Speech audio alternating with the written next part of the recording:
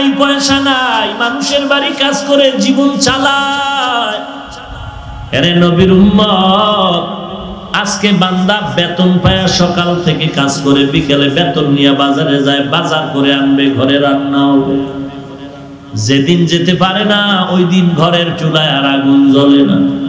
এরে নবীর উম্মতের দল, আজকে বান্দা বাজারে গিয়া শুনতেছে আল্লাহর কালাম পাওয়া যায় বড় দামি, ঘরে রাখলে বরকত।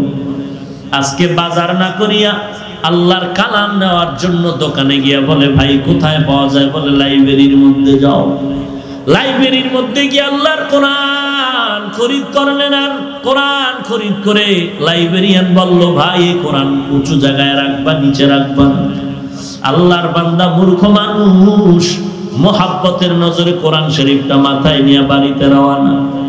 বাড়ির দরজায় গিয়া ডাক দিয়া কয় রে ও বিবি, এমন একটা দিন তো আমি বাজার ছাড়া ঘরের মধ্যে আসি নাই, তবে আজকে একটু সাবধান, বাজার করতে পারি নাই। আজকে এমন একটা জিনিস নিয়ে আসলাম যেটা ঘরে রাখলে অনেক বরকত হবে, আল্লাহর কালাম। আল্লাহর কালাম। বিবিও তো গরিবের সন্তান, অহংকার নাই। আল্লাহর কালাম ঘরে রাখলে বরকত হবে, ভালো কথা। এবার দেখি কেমন কালাম, বলে এটা ওযু ছাড়া ধরা যাবে না। এবার বলে তো এটা আনছেন কেন, এত বড় দামি জিনিস ঘরে, আমাদের ছোট ভাঙা ঘর রাখবো, রাখারও জায়গা নাই। স্ত্রী বলে তাড়াতাড়ি বাজারে কোরআনটা ফেরত দিয়ে আসো, এটা রাখার দরকার নেই। স্বামী ডাক দিয়া কয় রে বিবি, রাতের বেলা দোকান বন্ধ, কালকে সকাল ছাড়া যাওয়া যাবে না, এবার এই রাত্রটা পার করা লাগবে। বলে কেমনে পার করবা, কোরআন তো নিচু জায়গায় রাখাও যাবে না, কারণ এত বড় দামি জিনিস বেয়াদবি করলেও কপাল পুড়বে, বেয়াদবি করলেও কপাল পুড়ে যাবে। শুধু কোরআন না, কোরআন ওয়ালার আজমত, কোরআনের সাথে বেয়াদবি, কোরআন ওয়ালার সাথে বেয়াদবি মারাত্মক। এরে নবীর উম্মতের দল, চোর শুনে না ধর্মের বয়ান, নামের ভয় নাই। মসজিদের মধ্যে গভীর রাতে ঢুকে দেখে কিছু পাওয়া যায় না, একটা ঘড়ি আছে দাম। এই ঘড়িটা আমি 500 টাকা 1000 টাকা বিক্রি করলে আমার পেটের ধান্দা নিবারণ হবে। মসজিদে গভীর রাতে চোর ঢুকিয়া দেখতেছে ঘড়িটা এত উঁচু জায়গায় লাগানো, হাতের দ্বারা রাগাল পাওয়া যায় না। কোন টুল টেবিলের উপরে দাঁড়াইয়া নিবে, কিন্তু টুল নাই। হঠাৎ করে দেখলো একটা ছোট্ট টুল আছে, তালিমের এটার উপরে দাঁড়াইয়াও দেখে ওই ঘড়িটা হাতের দ্বারা নাগাল পাওয়া যায় না, নামানো যায় না। চোরের মধ্যে ভয় নাই। হঠাৎ পুরা মসজিদ তালাশ করে দেখে আলমিরার ভেতরে কোরআন শরীফ রাখা আছে। ওই কোরআনগুলো এনে কয়েক জিলদ কোরআন টেবিলের উপরে টুলের উপরে রাইখা কোরআনের উপরে দাঁড়ায় ঘড়িটা নামায়, কোরআনের উপরে পাও রেখে দাঁড়ায়, ঘড়িটা নামাইয়া এইবার বান্দা দরজা টান মেরে চলে গেল। ঘড়িটা পরের দিন বাজারে বিক্রি করলো, মনের মধ্যে খুশি, অনেক সময় হয় না এত খুশি, এত টাকা দাম হয়ে গেল। কিন্তু আল্লাহর কুদরতের মাইর হলো কঠিন। আল্লাহ তো সঠিকভাবে ধরেন, হঠাৎ ধরেন না, আস্তে আস্তে ধরেন। একদিন বান্দা, একদিন, দুদিন, 3 দিন, একদিন রাতের বিছানায় কান্নার আওয়াজ শুরু হয়ে গেল। বিবি সাহেবা বলে কি ব্যাপার? বলে আমার পায়ের মধ্যে যন্ত্রণা, জ্বালা শুরু হয়ে গেল, পাওটা কেমন যেন ব্যথা করে। রোজ কোরবান নয়, ব্যথা এমন ভাবে বেড়ে গেল, চিৎকারের আওয়াজও বেড়ে গেল।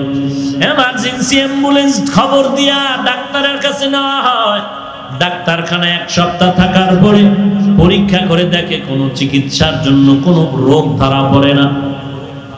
শেষ পর্যন্ত এক ডাক্তার বলে তোমার এই হাঁটু পর্যন্ত যদি কেটে ফেলো, ব্যান্ডেজ করে দিব, ভালো হওয়ার শঙ্কা আছে। সবাই পরামর্শ করে কাটলো, শেষ পর্যন্ত কিছুদিন ভালো, আবার ব্যথা শুরু হয়ে গেল। এইবার আবার ডাক্তারের কাছে যায়। এমন অন্য জায়গায় যখন গেল দেখে একজন দাড়িওয়ালা, টুপিওয়ালা, পাগড়িওয়ালা ডাক্তার। ডাক্তারও পরীক্ষা করে দেখলো কোনো রোগ ধরা পড়ে না। যেহেতু বান্দা নামাজ পড়ে নবীর সুন্নতওয়ালা, চিন্তায় পড়ে গেল রোগটা কি। রোগটা ধরতে পেরে ওরে ডাক দিয়া কয় গোপনে কথা আছে, শুনে নাও। তোমার কোনো চিকিৎসক রোগ ধরতে পারলো না, অবশ্যই আমার অন্তরে সন্দেহ কোনো না কোনো বেয়াদবি করেছো। বল এই পাও দ্বারা হয়তো মা বাবার সাথে বেয়াদবি করেছো, লাথি মেরেছো, না হয় কোনো মুরব্বীর সাথে, ওস্তাদের সাথে, না হয় তুমি অন্য কিছু করেছো। বলো, সত্য কথা বলো।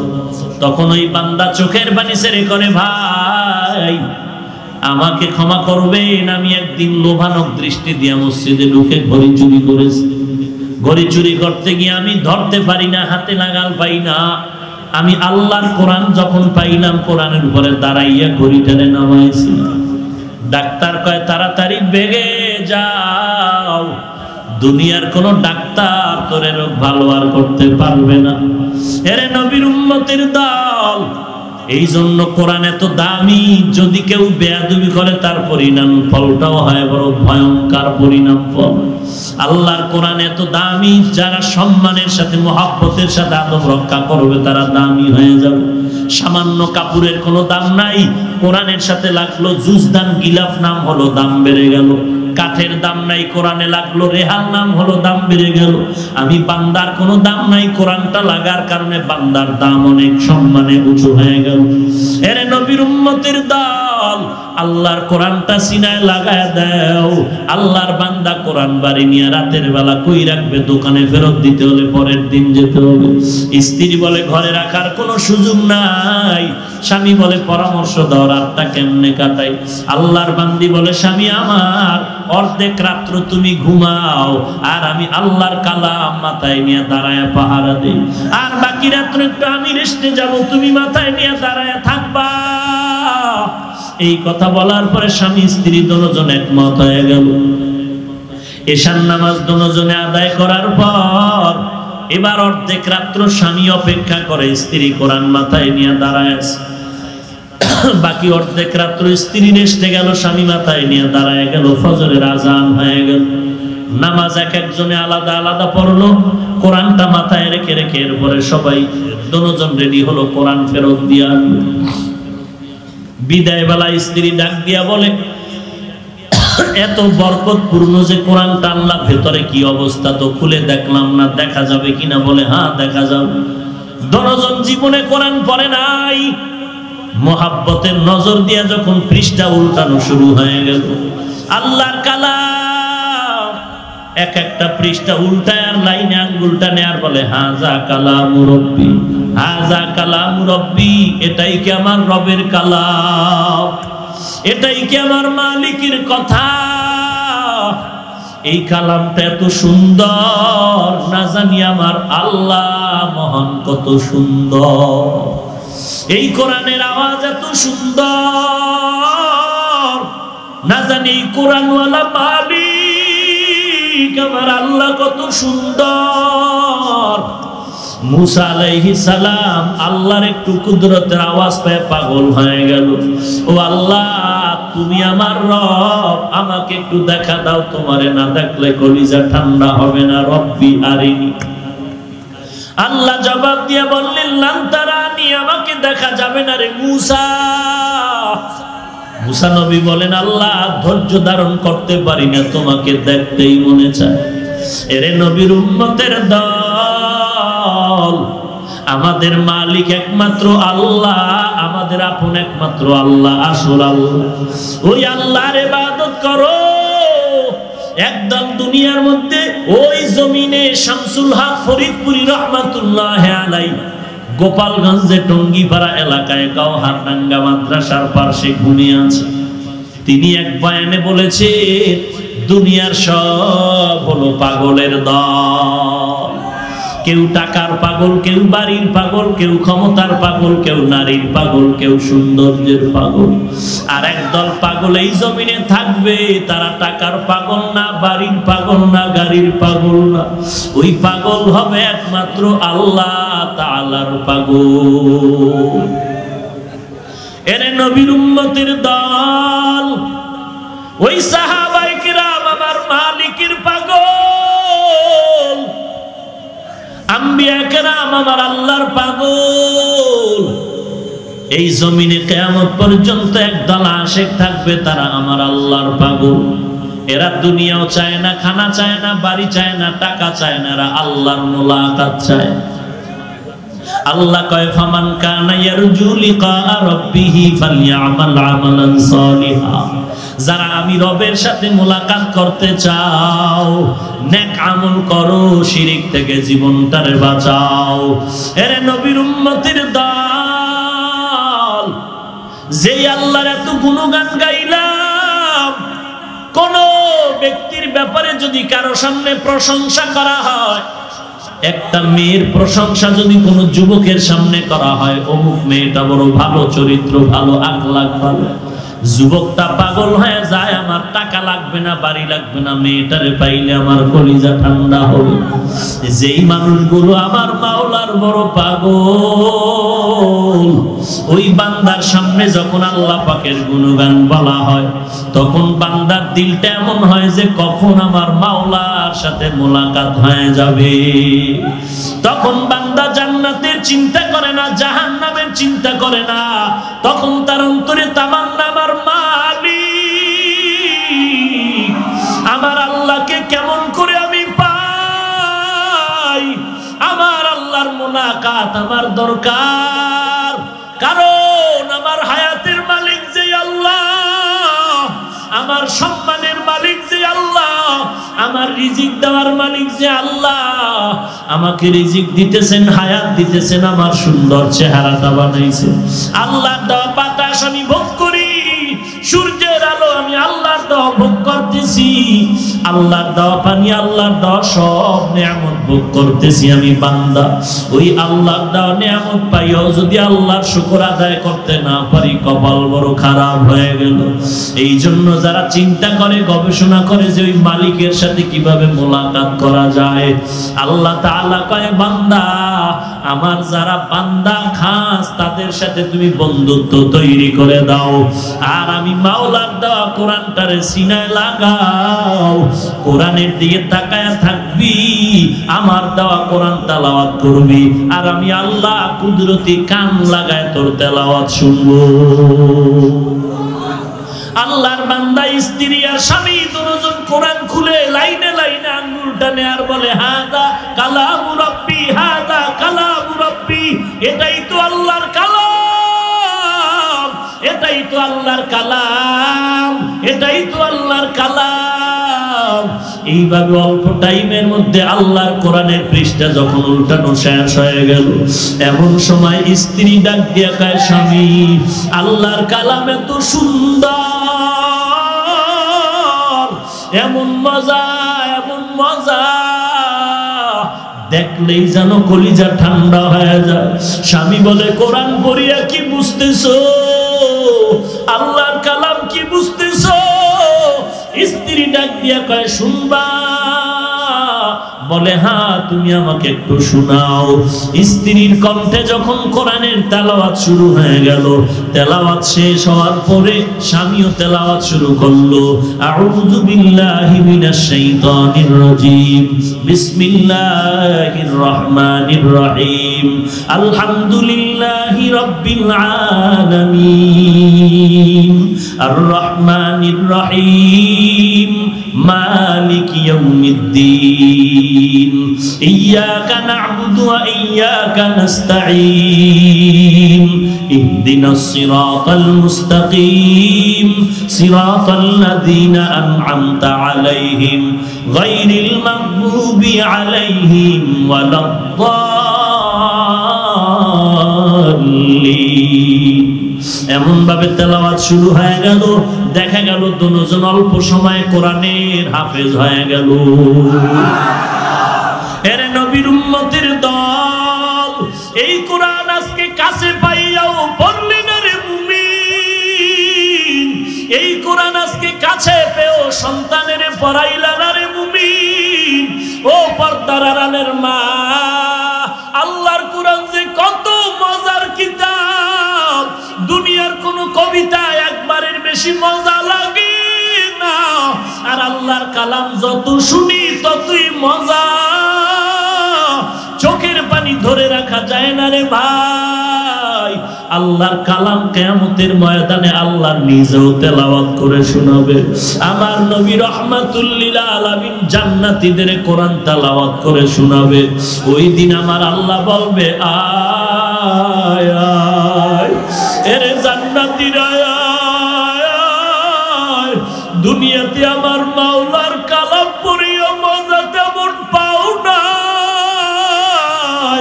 আজকে আমি আল্লাহ তোদেরকে নিজে কোরআন পড়িয়ে শোনাবো।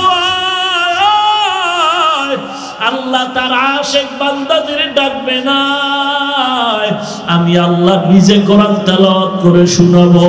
ওরে নবীর পাগলেরা, যেই নবীর সুন্নতের টুপি পরেছো, ওই নবীর তেলাওয়াত কত সুন্দর। যেই নবীর নাম শুনেছো দেখতে পারো নাই, যেই নবীর তেলাওয়াত শুনে ওই ইয়ামানের জামাত নামের জাদুকর মুসলমান হয়ে গেল। আল্লাহ কিয়ামতের দিন বলবে, আয় আমার নবীর মাধ্যমে আজ উম্মতের কোরআন তেলাওয়াত করে শোনানো হবে। ওই দিন তারাই কোরআনের মাহফিলে হাজির হবে যারা এই দুল জমিনের মধ্যে কোরআন নিজের আপন বানায় নিয়েছে। এরে নবীর উম্মতের দল, ও ব্যবসায়ী দোকানওয়ালা ভাই, দোকানে ব্যবসার জন্য তাবিজ লাগানোর দরকার নাই। আল্লাহর কোরআন তেলাওয়াত করো, সূরা ফাতিহা পড়ো। আর যদি পারো একজন মাদ্রাসার তালিবুল ইলম ডেকে প্রতিদিন সকালবেলা কোরআন শরীফ পড়াও দোকানে বসে, দেখবা এমন বরকত আল্লাহ দান করবেন যেটা কল্পনাও তুমি করতে পারবা না। রে মুসলমান, আল্লাহর কাছে তৌফিক চাও রে মালিক, আমি কোরআন পড়তে জানি না, তুমি আমাকে পড়ার মতো তৌফিক দান করো। আল্লাহ তোমার কোরআন দিয়া নামাজ পড়তে পারি যেন তৌফিক দাও। এতদিন ভুলে শয়তানের ধোকায় পড়ে আমি লাইনচ্যুত হয়ে গেলাম, আজকে থেকে আমি আর বাদ দিব না। দৈনিক 1 ঘন্টা সময় কোনো মুয়াজ্জিন বা ইমামের কাছে দিয়া কোরআন শিখো। 1 মাসের বেশি তোমার কোরআন শিখতে লাগবে না রে ভাই। আল্লাহর কোরআন শিখার জন্য তৈরি হয়ে যাও। 5 ওয়াক্ত নামাজ বা জামাত আদায় করার জন্য তওবা করো। জীবনে নামাজ যা বাদ দিলাম, আজকে থেকে আর 1 ওয়াক্ত নামাজ বাদ দিব না। আজকে থেকে গুনাহের কাছেও যাব না, নবীর সুন্নাতগুলো আর বাদ দিব না। মা বাবার সাথে বেয়াদবি করব না, দেশ ও জাতির বিরুদ্ধে কোনো ষড়যন্ত্রে লিপ্ত হব না। আল্লাহ তুমি আমাকে তৌফিক দাও। আজকে ময়দান থেকে আমি খাঁটি অন্তরে তওবা করার জন্য নিয়ত করলাম। গলায় ছুরি আসলে মরে যাব, তারপরও নামাজ ছাড়বো না, দাড়ি কাটবো না, বেপরদায় চলবো না, কারোর সাথে বেয়াদবি করব না, আলেম ওলামাদের বিরোধিতা করব না। তওবা করার যদি নিয়ত হয়, খাঁটি তওবার নিয়তে 2 হাত আমার আল্লাহকে দেখায়া দাও। আয় আল্লাহ, সবার হাত আপনি কবুল করে নেন, আমাদের তওবা কবুল করে নেন। আয় আল্লাহ, তওবার উপরে মজবুত হয়ে চলার মতো তৌফিক দান করেন। আয় আল্লাহ, গুনাহের প্রতি ঘৃণা জমায়ে দেন, নেক আমলের আগ্রহ বাড়ায় দেন। আয় আল্লাহ, সকলের তওবার উপরে মজবুত হয়ে চলার তৌফিক দান করেন। আমিন। আলহামদুলিল্লাহি রাব্বিল আলামিন, ওয়াসসালাতু ওয়াসসালামু আলা সাইয়্যিদিল আমবিয়াই ওয়াল মুরসালিন ওয়া আলা আলিহি ওয়া আসহাবিহি আজমাইন। ইয়া আরহামার রাহিমিন, ইয়া আরহামার রাহিমিন, ইয়া আরহামার রাহিমিন। রব্বিরহামহুমা কামা রব্বায়ানি সগীরা, রব্বিরহামহুমা কামা রব্বায়ানি সগীরা। ও দয়ার মালিক, গভীর রাত কুদরতের নজর দিয়ে দেখেন, ওলামায়ে কেরামরা হাজির, কত সাদা দাড়িওয়ালা হাজী সাহেবরা হাত তুলেছেন রে আল্লাহ। আয় আল্লাহ, কত ব্যবসায়ী, কত চাকরিজীবী, কত যুবক, আয় আল্লাহ তাআলা পর্দার আড়ালের কত মা বোনেরা হাত তুলেছে। ও আল্লাহ, কেউ টাকার লোভে আসে নাই, খানার লোভে আসে নাই রে আল্লাহ। অনেকে বসতে পারে না, দাঁড়ায় দাঁড়ায় দিনের কথাগুলো শুনছেন রে আল্লাহ। একমাত্র কারণ আমরা জাহান্নামের আগুন থেকে মুক্তি চাই রে মালিক। আয় আল্লাহ, দুনিয়াতে এসেছিলাম কত পবিত্র, মা কত আদর দিত, বাবা কত আদরে কোলে তুলে নিত, প্রস্রাব করিয়া দিলেও কেউ আমাকে খারাপ বলতো না। ওই পবিত্র জীবনটা আজকে দেখি না পাক, শয়তানের ধোকায় পড়ে গুনাহ করেছি রে মালিক। গুনাহের কারণে আমার হাত না পাক, আমার চোখ না পাক, গুনাহের কারণে আমার জিহ্বা না পাক, গুনাহের কারণে আমার পা না পাক। ও আল্লাহ, এই ময়দানে কারা হাত তুলেছেন? আমরা সবাই জাহান্নামের আসামি। গুনাহ তো করে ফেলেছি শয়তানের ধোঁকায়, আজকে তওবার জন্য হাত তুলেছি। আর গুনাহ করব না রে আল্লাহ, আর গুনাহ করব না রে আল্লাহ, আর গুনাহ করব না রে আল্লাহ। আয় আল্লাহ, তওবার নিয়তে হাত তুলেছি, তওবা কবুল করে নেন। তওবার উপরে মজবুত হয়ে চলার তৌফিক দান করেন। সূর্যের গরম সহ্য করতে পারি না রে মালিক, কেউ যদি একটা বেতের বাড়ি দেয় সহ্য করতে পারি না রে আল্লাহ। ওই অন্ধকার কবরে যদি গুনাহগার হইয়া যায়, দুই পার্শ্বের মাটির চাপ সহ্য করতে পারবো না,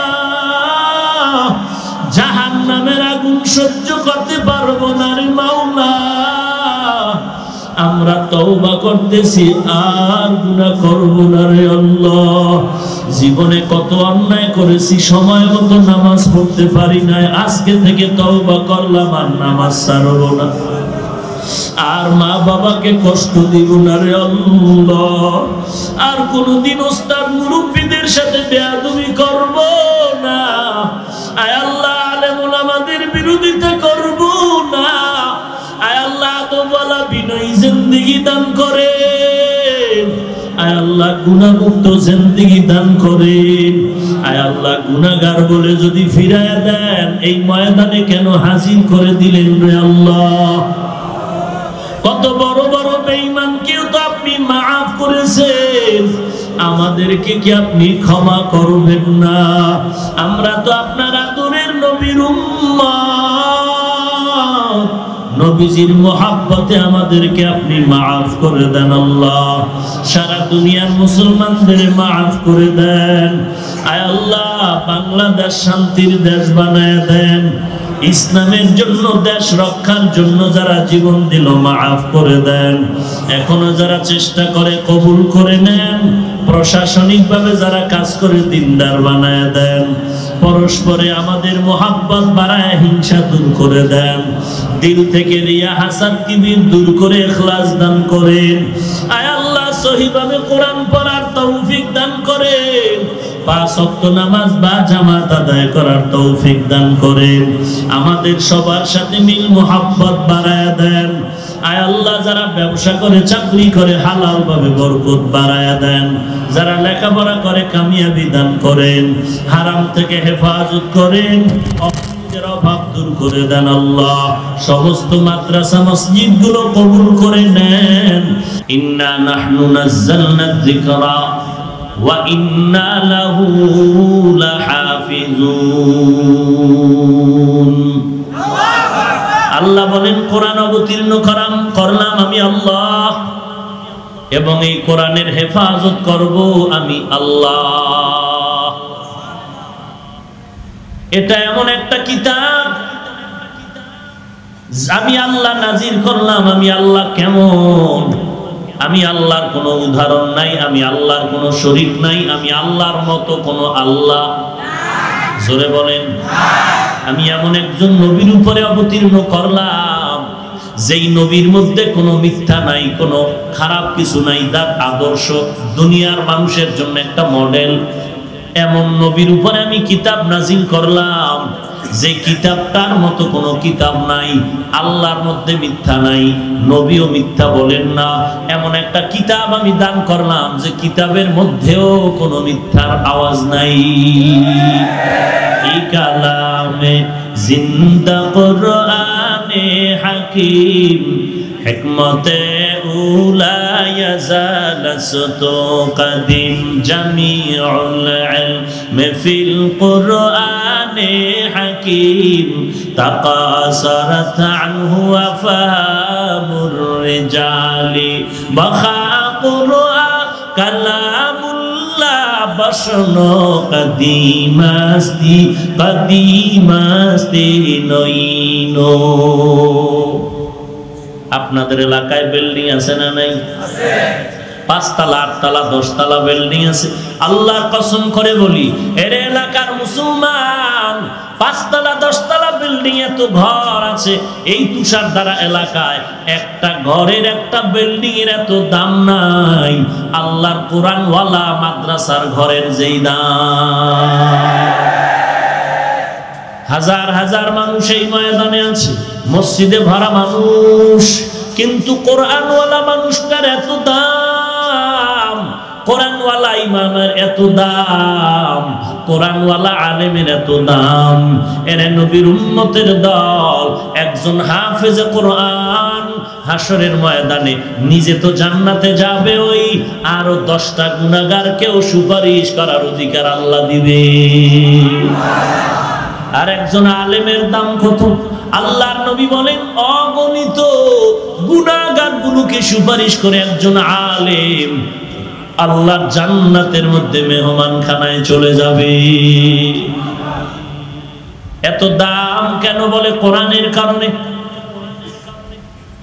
দুনিয়ার লাইনে যদি বলা হয়তো 500 টাকা করে এক একজনকে দিব, তোমরা আসো তুষার দ্বারা, আসো সবাইকে 1000 টাকা করে দিব, 1000 টাকা দেওয়ার জন্য যদি ঘোষণা দিয়া আজকের এইভাবে বসার জায়গা দিত, অনেকে টাকা না নিয়ে চলে যাইত।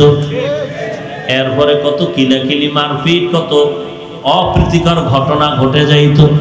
অথচ এই পুরা ময়দানে রাস্তা বড় খায় মানুষ বসে আছে, দাঁড়ানো আছে, কোনো আওয়াজ নাই। শৃঙ্খলা রক্ষার জন্য কোনো বাহিনীরও দরকার নাই। এটাই হলো আল্লাহর কিতাবের এক বরকত।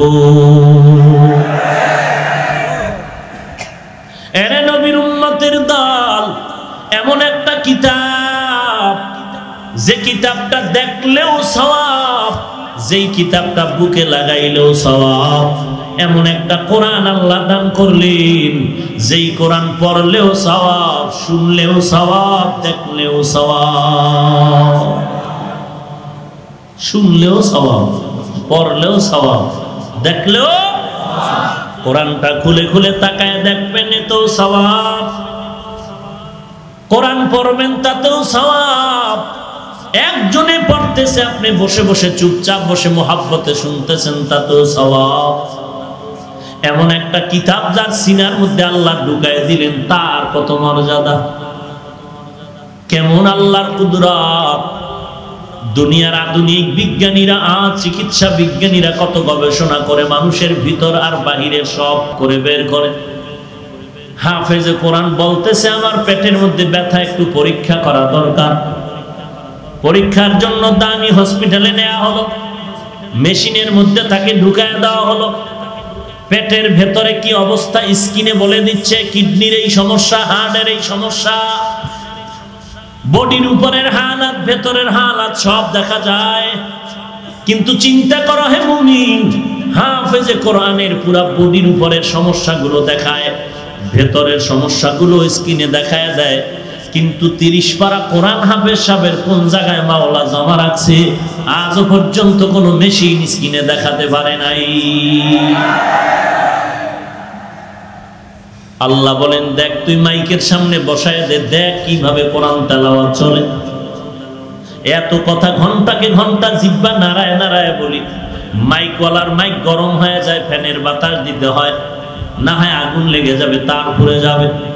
কিন্তু আল্লাহ তাআলা কুদরতি ভাবে যেই মাইক আমারে বানায় দিয়েছেন, জিহ্বা নামের আওয়াজ চলতেছে, জিহ্বায় বাড়ি মেরে ঘন্টাকে ঘন্টা প্রতিদিন 12টা মাস 1 ঘন্টা 2 ঘন্টা যে জিহ্বা নাড়ায় নাড়ায় কত হাজার কোটি কথা জিহ্বা দ্বারা সাপ্লাই হলো। এরে নবীর উম্মতের দল, এই মেশিনটা কে চালাইতেছে? মেশিনের মধ্যে তেল লাগে, অকটেন লাগে, পেট্রোল লাগে, গ্যাস লাগে, কে দেয়? একদিনের জন্য 30 বছর, 70 বছর, 80 বছর পর্যন্ত জিহ্বা নামের মেশিনটা নাড়ায় নাড়ায়া কণ্ঠ বাজায় যে কত কথা বললাম, একটা দিনের জন্য মেশিন বন্ধ হয়ে যায় নাই। জিহ্বা ব্যথা করে না, মাঝে মাঝে গাল ব্যথা করে, কপাল ব্যথা করে, মাথা ব্যথা করে, কথা সাপ্লাই করা জিহ্বা কখনো ব্যথা হয় না। এরে নবীর উম্মতের দল। আল্লাহ তাআলা বলেন আমি আল্লাহর কুদরতের দিকে তাকাইয়া চিন্তা কর, আমি আল্লাহর সন্ধান পেয়ে যাবি। हकीकत से तू दुनिया बेखबर है, दुनिया की नुमाइश पर नजर है। नबी गोयम के आज दुनिया जुदा बाश, बहार कारे के बाशी बा खुदा बाश। चिस्ते दुनिया आज खुदा गाफिल बुदान, मैं कमाशून करा हो फरजिंदुजन। आप दर कश्ती हालाके कश्तियास, आप अंदर जीरे कश्ती पुष्टियास। এমন একটা দামি কিতাব আল্লাহ দিলেন, এমন একজন দামি নবীকে দিয়েছেন, সেই নবীর উম্মত হলাম আমরা।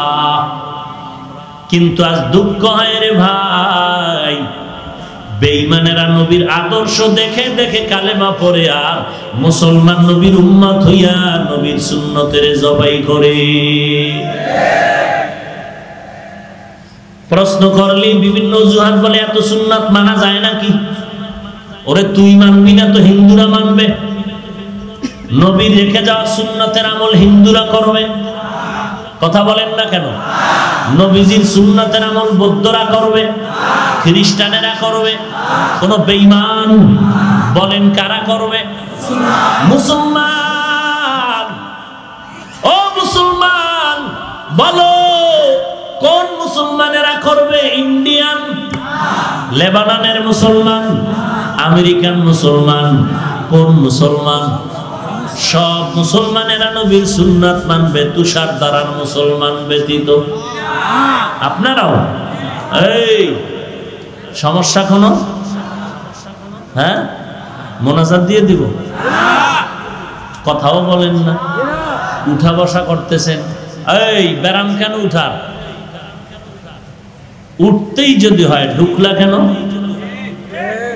এই ডিস্টার্ব করার মানে কি? কপাল নিজেরটাও পুড়তেছ, আঙ্গটাও পুরার চিন্তায় আছে। কারো জ্যৈষ্ঠ মাস, কারো সর্বনাশ। আল্লাহ সব ভাইকে হেদায়েত দান করুন। নবীর সুন্নাত কারা আমল করবে? সবাই জবান খুলে বলেন। পেছনের ভাইয়েরা বলেন না কেন? নবীর সুন্নতের আমল কে করবে? তুষার দ্বারার মুসলমান ব্যতীত। আপনারাও বলেন? তাহলে বলেন আপনারা নবীর সুন্নাত মতো চুল রাখলেন না কেন, কাটলেন না কেন? ক্রিকেটারের সাইজে চুল কেটেছো আর দাবি করো নবীর আশেক। ক্রিকেটারের তরিকায় চুল কাইতে যদি বলো আশেক, বাটপার কে হবে? নাম কম। দাড়ি কেটে সুদ খাইয়া যদি বলো তুমি নবীর আশেক, বলো জমিনের মধ্যে বাটপার আর কে? তথা কোনো বাটপার নাই। এরে নবীর উম্মতের দল, যদি বলো নবীর সুন্নতের আমল মুসলমান আমরা করব, তো তোমার গালে দাড়ি নাই কেন, টুপি নাই কেন, নবীর তরিকার জামা নাই কেন? প্রশ্ন করলে হুজুরদের আটকানোর জন্য তুমি মাঝে মাঝে ডাইরেক্ট ফতোয়া দাও। ভাইজান তুমি মুসলমান, নবীর সুন্নতের টুপি পরো না কেন? তুমি আমাকে জবাব দাও, টুপির মধ্যেই কি ইসলাম? না করলে অসুবিধা কি? টাটকা ফতোয়া দিয়া দিলাম। দাড়িটা রাখলা না কেন? বলে দাড়ির মধ্যেই কি ইসলাম? না রাখলে অসুবিধা কি? লম্বা জামা পরো না কেন? বলে লম্বা পোশাকের মধ্যেই কি ইসলাম? না করলে অসুবিধা কি? দস্তারখানে খানা খাও না কেন? বলে দস্তারখানের মধ্যেই কি ইসলাম? না খাইলে অসুবিধা কি? এরে নবীর উম্মতের দল, এভাবে একটা একটা একটা একটা প্রশ্ন করি তুমি কেটে কেটে বাদ দিয়ে দাও।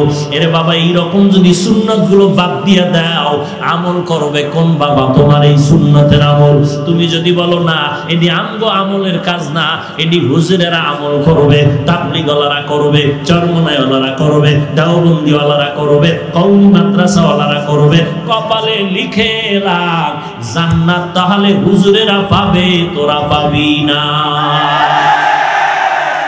हम सुरातो हम सिराते मुस्तफा বর্তমামি হালে উকুন ইত্তেবায়ে সুন্নতে খায়রুল বাশার গিরে লাজিম তাবয়াবি আয়ে পেশাব। রাগ করেন এরে নবীর উম্মতের দল, আজকে তুমি মনে করতেছো হুজুরদের মতো চলতে পারবো না।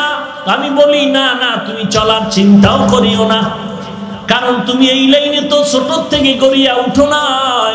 তবে আমি তোমাকে যেটা বলবো, স্কুলে পড়ো, কলেজে পড়ো, ভার্সিটিতে পড়ো, চাকরি করো, ব্যবসা করো, তোমার কাছে অনুরোধ আল্লাহর কোরআন সহিভাবে পড়ো, নবীর সুন্নতের মালাটা গলায় লাগাও। তোমার মতো কত যুবক র‍্যাব আর্মি পুলিশ বিডিআরের চাকরি করে, নামাজ ছাড়ে না, দাড়ি কাটে না। তোমার মতো আমার মতো যুবক আজকে কোটি টাকার ব্যবসা করে, হারাম খায় না, নামাজ ছাড়ে না, দাড়ি কাটে না। তোমার আমার মতো যুবক ড্রাইভারি করে, নামাজ ছাড়ে না, দাড়িও কাটে না। তোমার আমার মতো কত যুবক আজকে কৃষি কাজ করে, নামাজ বাদ দেয় না, দাড়ি কাটে না। তোমার আমার মতো হাজারো যুবক তাকায় দেখো, আজকে শ্রমিকের কাজ করে, নামাজ বাদ দেয় না, দাড়ি কাটে না। সত্য কথার জবাব দাও, আছে না নাই? তুমি কেন পারবা না রে বাবা? কিয়ামতের ময়দানটারে মিথ্যা মনে করেছো? আল্লাহর কোরআন কি মিথ্যা মনে করেছো? আল্লাহর কোরআন কেমন দামি একটি কিতাব, এই কিতাবের মধ্যে কোনো ভুল সবাই বলেন ভুল আছে কিনা তদন্ত করার জন্য কত বেঈমান অপচেষ্টা চালাইলো, পারলো? আজও তো সেই কোরআন আলমিরার মধ্যে তালাবদ্ধ না, সবার সামনে ওপেন। হিন্দুদের ধর্মের মূলনীতি হলো তাদের ধর্মের কিতাবগুলো নিচের কোন ধর্মের লোকেরা, হিন্দু লোকেরা ধরতেও পারবে না, পড়বে তো দূরের কথা। আর আমগো কোরআন এমন একটা কিতাব, আসিলে স্বাগত পাবে, হেতা পাবে ভাই, নীরবে আসন নিবে, কোনো বাধা নাই। ওরে বান্দা, মসজিদে ঢুকবা, কেউ তোমারে বাধা দিবে না। আল্লাহর কোরআনটা হাতে লাগাইবা, বাধা তো দিবেই না। মনে মনে দোয়া করবে, আল্লাহ যখন হিন্দু ভাই কোরআন হাতে লইছে, তুমি মেহেরবানি করে কোরআনের নূর সিনায় দিয়া দাও। এরে নবীর উম্মতের দল, আল্লাহ তোমাকে বিবেক দিয়েছে, বলো ওই আল্লাহর কোরআনে কোনো ভুল আছে নাকি? এখন খোলা কোরআন পারলে দেখাও, কালকে দাড়ি কাটবো, কালকে প্যান্ট শার্ট পরে রাস্তায় হারমোনিয়াম নিয়ে গান গাবো। যদি একটা ভুল কোরআনের মধ্যে দেখাইতে পারো, আর জীবনে নামাজ পড়বো না, দাড়ি রাখবো না, বেপরদায় চলবো, গান বাজাইবো। কারণ কোরআন যদি ভুল হয় সবই ভুল, কারণ কোরআনের মধ্যে সব কিছু দেওয়া আছে না নাই? আল্লাহ যে একজন নবী, আমার শেষ নবী, কাবা আমার আসল কাবা। ইসলাম ধর্ম শুধুমাত্র নাজাতের ধর্ম, আর কোন ধর্ম নাজাত প্রাপ্ত ধর্ম নাই। এগুলো সব কিছুর মূলে আল্লাহর কোরআন। ওই কোরআনে যদি ভুল পাওয়া যায়, সব ভুল, সব ভুল। নামাজ ভুল, রোজা ভুল, টুপি ভুল। একটা ভুল পারলে বের করে দেখাও, আর বয়ানের দরকার নাই। তুমি যেমন দাড়ি কামাও, শার্ট প্যান্টটাই পরো, আমরাও পরবো, কোনো দ্বন্দ্ব থাকবে না। কিন্তু তোমার বিবেকরে একটু জিজ্ঞাসা করো, বলো আল্লাহর কোরআন সত্য না মিথ্যা? কতটুকু সত্য? অর্ধেক, 15 পারা না সব? হ্যাঁ, সব বলতে 30 পারা না কিনার কম? সবাই বলো। এই কোরআনের মধ্যে জান্নাতের বয়ান আছে? এই তাল মিলাইবেন না, জানা থাকলে বলেন। শুধুই জান্নাতের বয়ানগুলো মিথ্যা, তাও সত্য। আওয়াজ কমে গেল কেন? কোরআনের ভিতরে জাহান্নামের বয়ান আছে, মিথ্যা, তাও সত্য। জান্নাতে কে যাবে, জাহান্নামে কে যাবে, কোরআনে তা আছে, এগুলো মিথ্যা। ওরে আল্লাহর বান্দা, জান্নাত আল্লাহ বানাইছেন, জাহান্নাম আল্লাহ বানাইছেন। জান্নাত কেমন, জাহান্নাম কেমন, তাও আল্লাহ বয়ান করেছেন। জান্নাতে কারা যাবে, জাহান্নামে কারা যাবে, তাও আল্লাহ বলেছেন। ইন্নাল আবরারা লাফি নাঈম ওয়া ইন্নাল ফুজ্জারা লাফি জাহিম। আল্লাহ তাআলা বলেন, নেক আমলওয়ালা জান্নাতে যাবে, গুনাহগারেরা জাহান্নামে যাবে। জান্নাতে কারা যাবে? এই সবাই বলেন, নেক আমল। নেক আমল কি? বিড়ি টানা, গালি দেওয়া, বেপরদায় চলা, এগুলো নেক আমল না। মানুষের হক নষ্ট করা, মিথ্যা কথা বলা, এগুলো কি নেক আমল? জান্নাতে কারা যাবে? জাহান্নামে যাবে কারা? গুনাহগারেরা। জাহান্নামে যাবে কারা? গুনাহগারেরা। নামাজ পড়া গুনাহ। এবার বলেন, জাহান্নামে কেউ যাইতে চান কিনা? চান? কেউ না। আল্লাহ সাক্ষী, দিল থেকে বলতেছেন এখানে কেউ জাহান্নামে যাবেন না। সবাই কোথায় যাবেন? সবাই যাবেন জান্নাতে। সবাই। তো জান্নাতে যাইতে হলে কি করতে হবে? আর জাহান্নামে কারা যাবে? গুনাহগার।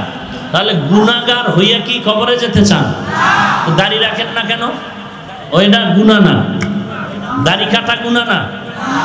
বেপরদা চলা গুনাহ না। তো করেন কেন? এত বড় দুঃসাহস কেন আপনার? কে দিয়েছে সাহস? পারবেন কবরের পীড়া সহ্য করতে? পারবেন সূর্যের গরম সহ্য করতে? পারবেন কবরের দুই পাশের মাটির চাপ সহ্য করতে? কোরআন সত্য তাও বললেন, জাহান্নাম আছে তাও সত্য বললেন, জান্নাত আছে তাও বললেন সত্য, জাহান্নামে গুনাহগারেরা যাবে তাও সত্য বললেন, নেক আমলওয়ালা জান্নাতে যাবে তাও স্বীকার করলেন। এরপরও গুনাহ করেন কেন? আল্লাহর সাথে কোনো গোপনে স্বপ্ন যুগে চুক্তি হইছে যে গুনাহ করলেও মাফ? আপনার পীর বাবায় দিছেনি কোনো বেঈমান যে গুনাহ করলে মাফ? যেমন খ্রিস্টানরা ওই আকীদায় গুনাহ করে যে ঈসা নবী ফাঁসিতে ঝুইলা আমগো কিয়ামত পর্যন্ত সব গুনাহ মাফ লইয়া লাইছে। আপনাদেরটা আপনার পীর বাবায় লইছেনি যে যত আকাম করবেন সব পীর বাবায় মাফ করায় দিছে। ওটা পীর না, ওটা ইবলিস। ওরা পীর বললেও গুনাহ হবে। নবীজি নামাজ পড়ছেন কত ওয়াক্ত? কথা বলেন না কেন? সপ্তাহে একদিন? তাহলে প্রতিদিন। উম্মতেরে বলছেন তোমরা 2 ওয়াক্ত কম পড়ো। হ্যাঁ, তো কেন পড়েন না 5 ওয়াক্ত? সব তরিকা বাদ দেন, নবীরে নিয়ে আসেন। নবীর তরিকা 5 বেলা আসেনি নামাজ? পড়েন না কেন? 24টা ঘন্টার সেকেন্ডে সেকেন্ডে সেকেন্ডে সেকেন্ডে অল টাইম আমল নামায় কবিরা গুনাহ লেখা হবে যারা দাড়ি কাটে ছাটে। 24 ঘন্টার কয় ঘন্টা? কথা বলেন না কেন? ও যদি ঘুমাইয়া থাকে অটো গুনাহ লেখা হয়, অটো মেশিনে। ও গুনাহ বন্ধ নাই। ও যদি নামাজে মুনাজাত ধরে তওবার আগ পর্যন্ত গুনাহ লেখতেই থাকবে যদি বাইতুল্লাহে হাত লাগায় রাখে। আপনি কি সওয়াব কামাই করতে? কত ভদ্র মুসলমান আপনি জানেন? 24 ঘন্টা অটো কবিরা গুনাহ হচ্ছে, দাড়ি কামানেওয়ালা ছাড়নেওয়ালা উভয়ে। 1 সেকেন্ড গুনাহ বন্ধ নাই। তওবা যেদিন খাঁটিভাবে না করবেন সেদিন থেকে বন্ধ, করার পর থেকে না করলে গুনাহ বন্ধ নাই। কারণ নিয়তের একটা বরকত আছে না, যে আজকে কাটলাম আবার ঈদের দিন কাটবো, এই যে একটা বরকতি নিয়ত করছেন না, এটার একটা অ্যাকশন তো অগ্রিম গেলা খাও। যে আজকে দাড়ি কাটলাম, সেলুনকে বললেন আর অমুক মাসের এত তারিখ কাটবো, এই যে একটা নিয়ত করছেন, এর একটা বরকত তো থাকা দরকার। কত মাস্তানি না করেন আপনি, আর কত বড় মাস্তান? নমরুদের থেকে বড়, ফেরাউনের থেকে বড়, সাদ্দাতের থেকে বড়। যেই নমরুদ আল্লাহকেই মেরে ফেলার ষড়যন্ত্র করলো, আল্লাহকেই রাখবে না, সেই নমরুদ্দারে আল্লাহ ধ্বংস করতে কি পরিমাণ বাহিনী লাগছে? কি লেগেছে? কি একটা, তাও সুস্থ একটা ল্যাংড়া মশার সাথে জুতা মোবারক। কথা বলেন না কেন? কোটি টাকার মালিক দেখো অভাব হয় না দূর, গরিব ঘুমায় আরাম করে মনটা বাহাদুর। ফেরাউনের লাশটা দেখো মিশর জাদু ঘরে, খায় না মাটি পোকা মাছি সবাই ঘৃণা করে। হৃদয়ে থাকিবে যার নম্রতা সাদা, রহমত আসিবে সেথা প্রভুর ওয়াদা। বড়র বাড়াই থাকলে দিলে রহমত আসবে না, নিজেকে নিজে ছোট মনে করিও সাদা। উঁচু জমিন থেকে পানি নিচু জমিনে যায়, তেমনি খোদার রহমত আসে নম্রতার হৃদয়। ভোগবিলাসের বাড়ি গাড়ি পরে রবে সব, ভোগবিলাসের বাড়ি গাড়ি পরে রবে সব। থাকতে সময় স্মরণ করো আল্লাহ আমার রব, থাকতে সময় স্মরণ করো আল্লাহ আমার রব। আমাদের রবকে আরো জোরে বলেন, সে আল্লাহ কতজন? আরো জোরে বলেন। এর এলাকার মুসলমান, তুমি চিন্তায় পড়েছ, হুজুরদের কথা মন করা না। তারা তো কোরআন হাদিসের কথা বলে, মানাও দরকার পারি না, টুপি পরা দরকার পারি না, পরলে না জানি কোন ভেজাল। দাড়িটা রাখা দরকার পারি না, রাখলে না জানি কোন ভেজাল। এরে আল্লাহর গোলাম তাকায় দেখো চোখের নজরে, আমরা টুপি মাথায় দিলাম, দাড়ি রাখলাম, লম্বা জামা পরি, পর্দা করি, হালাল খাই, নবীর তরিকা মতে চলি, 5 বেলার নামাজ পড়ি। শীতের দিন ঠান্ডা পানি দিয়ে ওযু বানায় ফজরের নামাজ পড়তে কত কষ্ট, এরপরও নামাজ বাদ দেই না। কত মানুষ টুপিওয়ালা বলে গালি দেয়, দাড়িওয়ালা বলে গালি দেয়, মাদ্রাসায় পড়ার কারণে গালি দেয়। আমরা কাউকে গালির জবাবে খারাপ কিছু বলি না। এরে নবীর উম্মতেরা একটু জবাব দাও, আমরা দাড়ি টুপি নবীর তরিকা মতো চলার কারণে, আর তোমরা দাড়ি টুপি বাদ দিয়া সুদ খাইয়া ঘুষ খাইয়া মনের মতো জিন্দেগি চলার কারণে বলো আমরা টুপিওয়ালা কত নিচু আছি, তোমরা কত উপরে চলতেছো বলো। আমরা কত অশান্তিতে আছি, তোমরা কি পরিমাণ শান্তিতে আছো বলো। আমরা তদন্ত করে জবাব দেই, হাকিকতে জবাব দেই। আল্লাহর কসম, আলহামদুলিল্লাহ তোমার নজরের সামনে দেখায় দিলাম, তুমি টুপিদারি নামাজ বাদ দিয়া শান্তি শান্তি বেশি পাইবা মনে করতেছো। আজকে বলো আমরা টুপিদারির কারণে কই খানাও তো বন্ধ হয় নাই, ঘুমও বন্ধ হয় নাই, চলাফেরাও বন্ধ হয় নাই। তুমিও 3 বেলা খাও, আমরা কোরআনওয়ালারাও 3 বেলা খাই। তুমিও বাজার করো, কোরআনওয়ালারাও বাজার করে। তুমিও ব্যবসা করো, কোরআনওয়ালারাও ব্যবসা করে। তুমিও আজকে বাজারে যাও, কোরআনওয়ালারাও বাজারে যায়। তুমিও বান্দা ঘুমাও, কোরআনওয়ালারাও ঘুমায়। তুমিও বিবাহ শাদী করেছো, সন্তান আছে, কোরআনওয়ালারাও বিবাহ শাদী করেছে, সন্তান আছে। এরে নবীর উম্মতের দল, তুমিও সফর করো, কোরআনওয়ালারাও সফর করে। আল্লাহর রহমতে মোহাব্বত নিয়ে বলতেছি, হাকিকতে যদি তদন্ত করে ফলাফল বের করতে চাও, এটাই হলো ফাইনাল ফলাফল। কোরআনওয়ালাদের মতো শান্তিতে সম্মানে জমিনে আর কেউ না। মিথ্যা বললে দাঁড়ায় বলো না। এরে নবীর উম্মতের দল, তাহলে তুমি কেন কোরআন থেকে দূর হয়ে গেছো বলো। আরে মুসলমান, তোমার আজকে ডান হাতে কামাই করো, বাম হাতে কামাই করো, লক্ষ লক্ষ টাকা, এই বাহাদুরি দেখাও। এই তো কোরআনওয়ালা টিনের ঘরে থাকে, খেরের ঘরে থাকে, তুমি বিল্ডিং এ থাকো। কোরআনওয়ালার মসজিদে চাকরি করে, বেতন 5,000, 6 মাস বাকি। ওরে আল্লাহর বান্দা, তুমি ডান হাতে 50 কামাই করো, বাম হাতে 50, মাসে 1 লাখ। কিন্তু খবর কি, বিল্ডিং এর মধ্যে আরাম নাই। খবর নিলে দেখা যায় কান্নার আওয়াজ, খানা নাই, ঘুম নাই। নিজের ঘরের মধ্যে কারোর সাথে শান্তি নাই, আর ওই টিনের ঘরওয়ালা নাক টানে আর ঘুমায় শান্তি। এরে নবীর উম্মতের দল, এর পেছনে কারণ একমাত্র আল্লাহর কোরআন আর নবীর সুন্নাত। এই কথাটা বুঝতে পেরে বহু আল্লাহর বান্দা আজকে র্যাব, আর্মি, পুলিশ, বিডিআরের চাকরি করা অবস্থায় নামাজ ছাড়ে না, দাড়ি কাটে। আছে না নাই? আর কেমনে ওয়াজ করলে আপনারা নবীর তরিকা মানবেন না? কপাল পুরলে আর কি করবেন? আবু জাহাল নবীকে দেখলো, বয়ান শুনলো, কি ভাগ্য, অথচ কালেমা পড়লো না। ওমর তরবারি নিল নবীকে মেরে ফেলার জন্য। কপাল কি চমৎকার যে কালেমার মালা গলায় লাগায়। সেই ওমর কত দামি, যেই পথে চলে শয়তান ও পথে চলে না।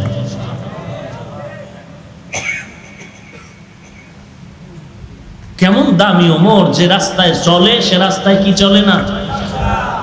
একজনে কয় আমরাও এরকম হইছি, আমগো দেখলো শয়তান আইয়ে না। আমরা যে রাস্তায় চলি ও রাস্তায় শয়তানও আসে না, কারণ শয়তানও জানে না যে এত লাইনে এত আকাম আছে। শয়তানও টের হয় না আমরা কি আকামের মধ্যে ঢুকতেছি।